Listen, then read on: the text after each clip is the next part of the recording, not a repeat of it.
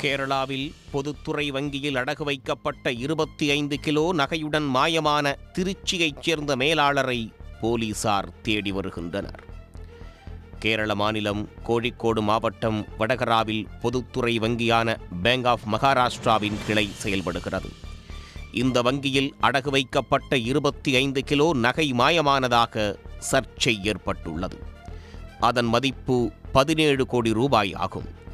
அதே வங்கியில் மேலாளராக பணியாற்றிய மது ஜெயக்குமார் என்பவர் அடகு நகைகளோடு ஓடிவிட்டதாக வங்கி நிர்வாகம் சார்பில் போலீசில் புகார் அளிக்கப்பட்டது.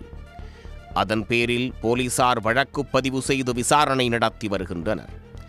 நகைகளோடு மாயமாகிவிட்டதாக கூறப்படும் மது ஜெயக்குமார் தமிழ்நாட்டைச் சேர்ந்தவர்.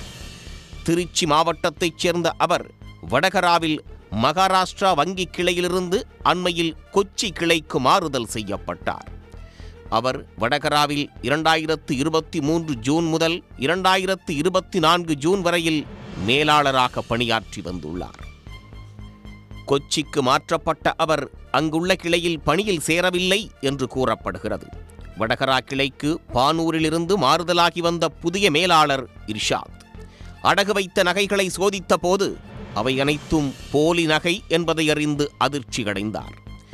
அந்த வங்கியில் கணக்கு வைத்துள்ள 42 பேரின் அடகு வைத்த நகைகள் இவ்வாறு மாற்றப்பட்டிருப்பது தெரிய வந்துள்ளது.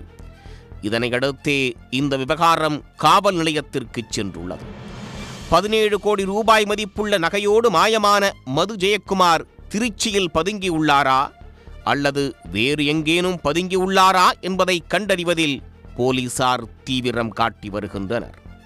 செல்போன் சிக்னல் மூலம் அவரது இருப்பிடத்தை கண்டறியவும் நடவடிக்கைகள் மேற்கொள்ளப்பட்டிருப்பதாக காவல்துறை அதிகாரிகள் தெரிவித்துள்ளனர். வங்கியில் அடகு வைத்த 25 கிலோ நகையை எடுத்துவிட்டு அதற்கு பதிலாக போலி நகைகளை வைத்து மேலாளரே மோசடியை அரங்கேற்றிய சம்பவம் கேரளாவில் அதிர்ச்சியை ஏற்படுத்தியுள்ளது. சன் நியூஸ் வாட்ஸ்அப் சேனலை ஃபாலோ செய்யுங்கள். QR கோடை ஸ்கேன் செய்து சன் நியூஸோடு இணைந்திருங்கள்.